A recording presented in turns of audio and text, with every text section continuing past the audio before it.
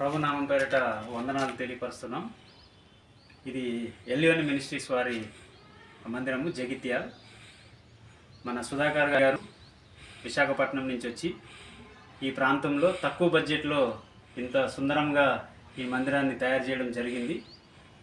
ఈవేళ రేపు మనకి మందిరం జరిగేటప్పుడు చుట్టుపక్కల వారి ద్వారా ఎలాంటి ప్రాబ్లం లేకుండా సౌండ్ ప్రూఫ్ అకోయిస్టిక్ అనేటువంటిది డిస్టర్బెన్స్ లేకుండా తయారు చేస్తూ ఉన్నారు.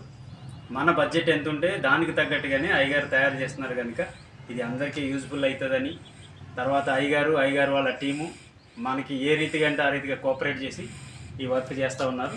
అందరూ దయించి ఇట్లాంటి వర్క్ని ప్రోత్సహించాలని, అయ్యగారు వాళ్ళ టీమును కూడా ఆదరించాలని తెలియపరుస్తూ ముగిస్తున్నారు. దేవునామానికి స్తోత్రములు. మరి ఈ రోజున జగిత్యాల్లో ఉంటున్నటువంటి సహోదరులు దైవసేవకులు జాన్ వెస్లీ గారి యొక్క మరి ఇంటిపైన కట్టబడినటువంటి చర్చిని దర్శించడం జరిగింది. మరి యొక్క చర్చి లోపల మరి చేసినటువంటి ఒక ఎకోస్టిక్ సిస్టమ్ ద్వారా మరి దైవసేవకులు సుధాకర్ రాయ్ గారు మరి విశాఖపట్నం నుంచి ఇక్కడికి వచ్చి మరి ఇక్కడ జగిత్యాలలో ఉంటున్నటువంటి కొన్ని చర్చెస్లలో మరి ఇలాంటివి చేయడం అనేది చూసి నిజంగా చాలా అద్భుతంగా అనిపించింది. ఎందుకంటే ఇంత తక్కువ బడ్జెట్లో మరి ఇంత మంచి లోపల ఇంటీరియర్ డిజైన్తో మరి మీరు చూస్తున్నారు, ఇదంతా చూడండి ఎలా ఉందో.